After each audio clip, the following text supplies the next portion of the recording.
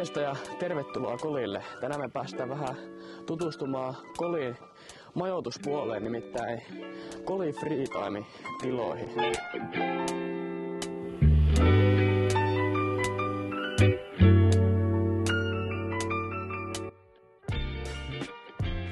Eiköhän lähdetä katsomaan mitä täältä löytyy. Moikka! Moikka! Tervetuloa Koli Freetimelle. Kiitos paljon. Tuuppa sisälle. Joo, kiitoksia. Maistuisiko kahvi sulle? Joo, ehdottomasti.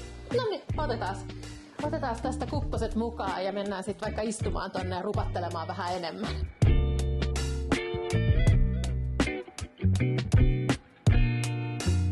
No niin, mennään tonne meidän yhteen tyhjään huoneeseen. Se löytyy täältä päin. Täältä näin, joo. Ole hyvä, mene vain ekana. Joo, kiitoksia. Minkälaisia palveluita teillä kaikkea täällä Koli Freetimelta löytyy? No näiden perusmajoituspalveluiden lisäksi niin meillä on tosiaan tässä päätalossa näitä huonemajoituksia. Sitten pihalta löytyy pihatalosta semmoisia ekonomihuoneita ja huoneistoja. Sitten löytyy alueelta muutama mökki tuossa rannassa. Käydään vielä katsomassa sun kanssa, niin näet vähän niitäkin. Ja sitten siellä rannassa meillä on myös leirintäalue, mikä on auki ympäri vuoden. Näiden majoituspalveluiden lisäksi niin aina sesonkina näin loma-aikoina niin meillä kahvila palvelee tässä kaikkia kävijöitä, ulkoilijoita.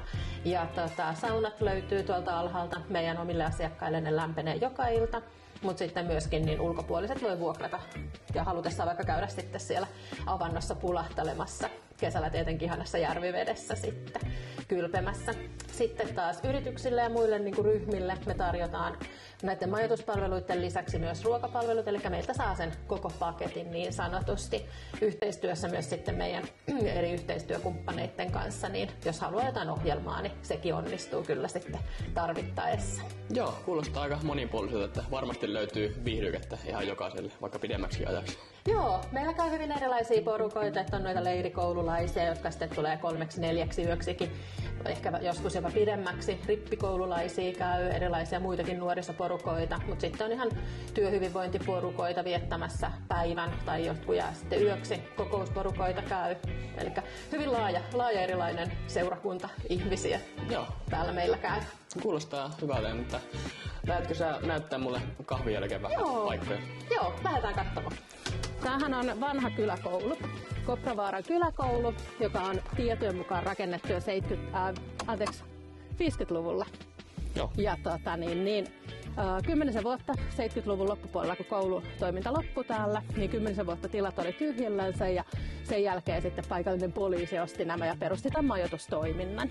Tuossa pihapiirin toisella puolella niin löytyy meidän ulkorakennuspihatalo, mistä löytyy myöskin huonemajoitusta. Ja siellä on ryhmämajoitustiloja myöskin. Ja aikaisemmin se toimi koulun opettajien navettana ja ulkovessoina. Joo, kuulostaa mielenkiintoiselta. Tilat on vähän muuttunut. Kyllä. Mitä muuta tästä meiltä löytyy, niin tuossa parkkipaikan vieressä niin meillä on mummonmökki, nimensä mukaisesti punainen mummonmökki, jossa löytyy ihan perinteinen puusauna, missä padassa vielä lämmitetään vesi, niin siellä saa oikein kunnon perinteiset löydöt. Mennäänkö katsomaan? Joo, mennään ehdottomasti. Noin, tervetuloa peremmälle. Kiitos. Mummon mökki tosiaan nykyaikaisilla moderneilla mukavuuksilla täältä tupakeittiöstä löytyy keittiö, johon tulee lämmin vesi samoin kuin vesivessa, mutta sitten tuonne saunan puolelle kun mennään, niin siellä pääsee aistimaan sitä vanhaa perinteikästä saunomiskulttuuria. Ja täältä alhaalta meiltä löytyy tosiaan rannalta niin leirintäalue, kesällä vähän enemmän paikkoja, näin talvella sitten vähän vähemmän, mutta ollaan tosiaan leirintäalueellakin niin koko talvi, koko kausi auki. Tuolta meiltä löytyy rantatalo, siellä löytyy saunat, lämmenee joka ilta meidän omille asiakkaille ja ulkopuolisille sitten tiettyinä ajankohtina. Sieltä löytyy lämpöiset huoltotilat myöskin leirintäalueen asiakkaille, eli siellä on vessat, suihkut ja keittiö, mitä lämmitetään.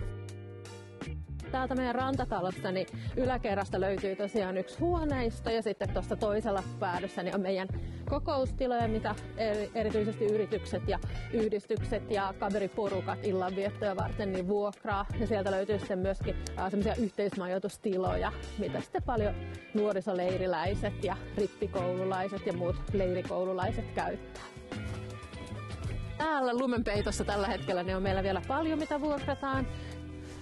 Ja sitten sieltä voi pulahtaa lämpimien kylpyjen jälkeen sitten vähän viilentymään avantoon. Ja tässä meidän yksi mökki, Sinivuokko, josta löytyy päärakennus näiden vanhojen rakennusten, hirsirakennusten keskellä ja tuolta rannasta mökkiin kuuluva rantasauna. Sinivuokon pihapiiristä löytyy tässä hirsirakennuksen kyljessä niin näitä vanhoja esineistöjä, mitä täältä mökin pihapiiristä on löytynytkin silloin aikoinaan. Tässä on meidän Valkovuokko-mökki, meidän suurin mökeistä, joka sijaitsee myöskin täällä ihan Valkealammen järven rannalla. Tämä on meidän suurin mökki, jossa tosiaan pystyy 10 henkilöä hyvin majoittautumaan. Käydään kurkkaa sisällä vielä.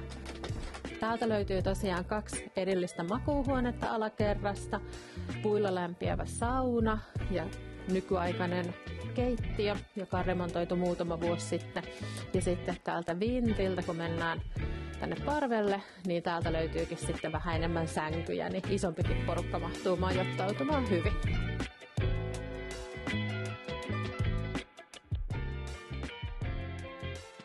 Hei, kiitoksia paljon kun näytit mulle paikkoja. Mistäs katsojat löytää teidät? Hei, ihanaa kun kävit täällä meillä.